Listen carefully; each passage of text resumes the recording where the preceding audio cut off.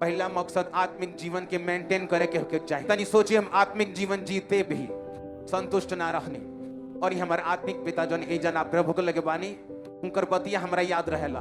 हम कने हम उपवास करेनी, हम प्रार्थना करने, लेकिन हर चीज हमरा के तंग करता। और उपवास और ज्यादा प्रार्थना, और ज्यादा से ज्यादा उपवास, शरीर तंग करता और उपवास, और तंग करता उपवास, जब तक कि तंग कर छोड़त नहीं खे। एकरा के कंट्रोल में लेके आओ। उपवास अपना शरीर के कंट्रोल में ले आवे के एगो मास्टर तरीका हो। आज जब बाप के तरफ देखा जाओ तो याद आवेला उपवास कि इतना मेहनत कैले बानी, इतना प्रार्थना कैले बानी, वो सब व्यर्थ हो जाई। लेकिन अगर कहला ही कुछ नहीं थी, कुछ बनौला ही नहीं की, आत्मा मनो घरे नहीं की बनौले, कोनो चीज नहीं की बनौले, पर आदमी कहेला कोनो चीज नहीं की बनौले, कुछ पहले चोरी कर ले। लेकिन जब लोग आत्मा में एगो बढ़न घर बना ले होखे, उपवास से प्रार्थना से सब वो घर के देखे नहीं कि जब हम ऐसा करम तो घर ढह जाई, तब वो कहीं छोड़ो कुछ नहीं खे। लेकिन एक का दाम सबसे बढ़न बा,